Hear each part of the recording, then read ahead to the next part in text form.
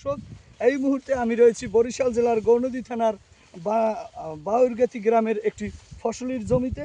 আমরা মূলত আসছিলাম পানের বরজ পরিদর্শনের জন্য এবং ফসলের আবাদ কেমন হয়েছে, কোন ফসলের কি রোগ রয়েছে সেই বিষয়ে কৃষকের সাথে সরাসরি মাঠ পর্যায়ে ফসলি জমি পরিদর্শন করতে, এবং সেই একই সময় এসে চমৎকার একটি ফসলের ক্ষেত দেখলাম। কৃষকের স্বপ্ন যেন ফলেছে ফসলের মাঠেই।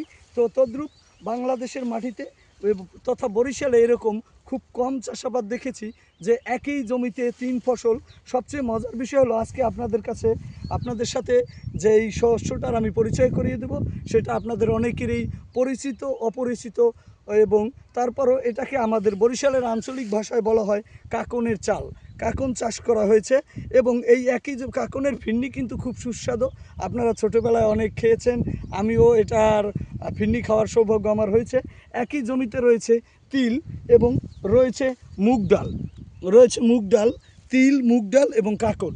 তো এই একই জমিতে 3 ফসলই, যদি বাংলাদেশের কৃষকরা এতটা পরিশ্রমী এবং বাংলাদেশের মাটি এতটাই উর্বর যে আপনি যদি এদেশের কৃষককে সঠিক পরামর্শ এবং সঠিক বালাইনাশক দিতে পারে আমরা, এবং রাষ্ট্রীয়ভাবে যদি রাষ্ট্রীয় সমস্ত কৃষি সহযোগিতা পেয়ে থাকে এবং বাংলাদেশের যত অনাবাদি জমি রয়েছে এই জমিগুলোকে যদি সঠিক প্রক্রিয়ায় চাষাবাদ করা হয়, তাহলে বাংলাদেশ খাদ্য শুধু আমদানি এখন হয়তো অনেক করতে হয়, অদূর ভবিষ্যতে বাংলাদেশের খাদ্য চাহিদা পূরণ করার পরেও আমরা বাংলাদেশ থেকে খাদ্য রপ্তানি করতে পারবো বিশ্বের বিভিন্ন দেশে, যেখানে রয়েছে ক্ষুধা, যেখানে রয়েছে মানবিক বিপর্যয়, যেখানে মানুষ খাদ্যের অভাবে শিশুরা কাঁদে, সেখানেও আমরা ফসল ফলিয়ে সেই দেশে সাহায্য এবং বিক্রিও করার জন্য রপ্তানি করতে পারবো।